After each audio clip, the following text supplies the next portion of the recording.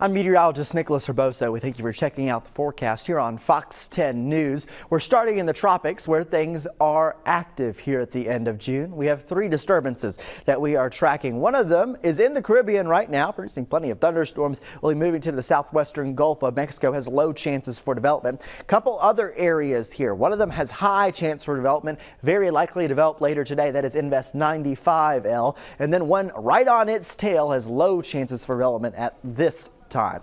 Let's start closest to home. Here's the Western Caribbean. We have this disturbance, around 20% to 30% chance of development over the next few days here. It's actually going to cross the Yucatan Peninsula, and this is the area where it could become a very brief depression or storm. The main impact with this one is actually going to be rain for places like Belize and the Yucatan Peninsula all the way to Mexico. Heavy rain similar to the story with Alberto. This thing will be staying south. There's no chance that it reaches the central Gulf Coast. Heavy rain regardless of development.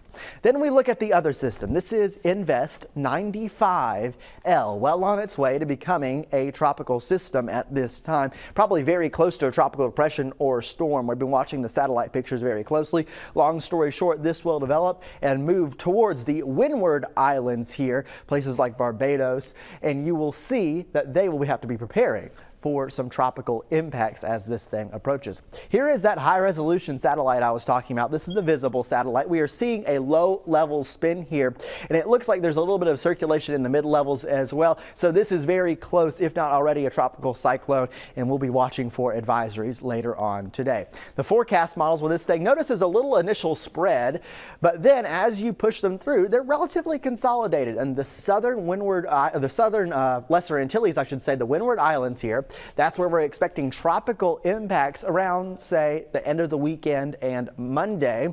By Tuesday, we're expecting to be south of places like Puerto Rico and Hispaniola before this thing moves deeper into the Caribbean. This time frame, we start to see a little bit of a spread in the forecast models, and typically with forecast models, once we get to this point, we see that spread. So we'll wait and see on the long range track. I do have one note though. We have a strong area of high pressure to the north, and some models have that high pressure system extending over Florida and into the northern Gulf of Mexico as well. So kind of keep that in mind. That would keep this thing tracking off to the west. But once again, it's kind of far out, and we will wait and see. Our local forecast, we have some dry air aloft right now, some dry air. You can see that indicated in the brown here. We had this in place yesterday, but we've still got some showers and thunderstorms. Bob Grip sent this in yesterday from Fairhope, and you can see a couple of the rain shafts there of these showers that were over the bay. Also some impressive lightning with these things as well. We're expecting this again this afternoon. Here's 5 p.m. on our Futurecast model, and you can see just a few showers, mostly north of Interstate 10 right here. Then those showers will last into the evening. We had some high rainfall totals last night in places like Fairhope, so we could see some evening showers, late evening showers as well. 9 o'clock, this forecast model has things mostly dry.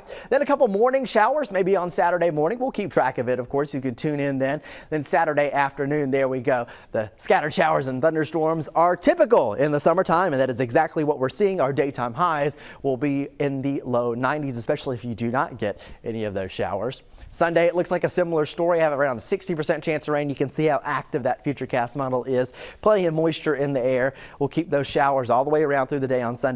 By Sunday evening, they begin to dissipate. So here's the forecast for the weekend. Once again, I mentioned it, 60% chance of rain both days. Typical summertime weather is the story, hot and humid with those scattered storms around.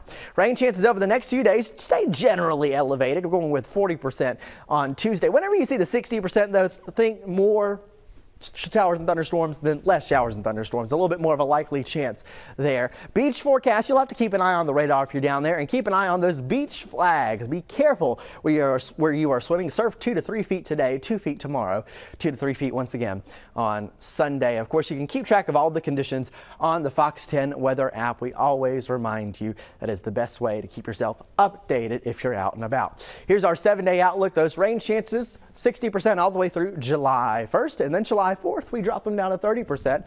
We could see some lower rain chances. That's a long way in the forecast, though. We'll keep you updated on that. Once again, thank you for checking out this forecast here on Fox 10.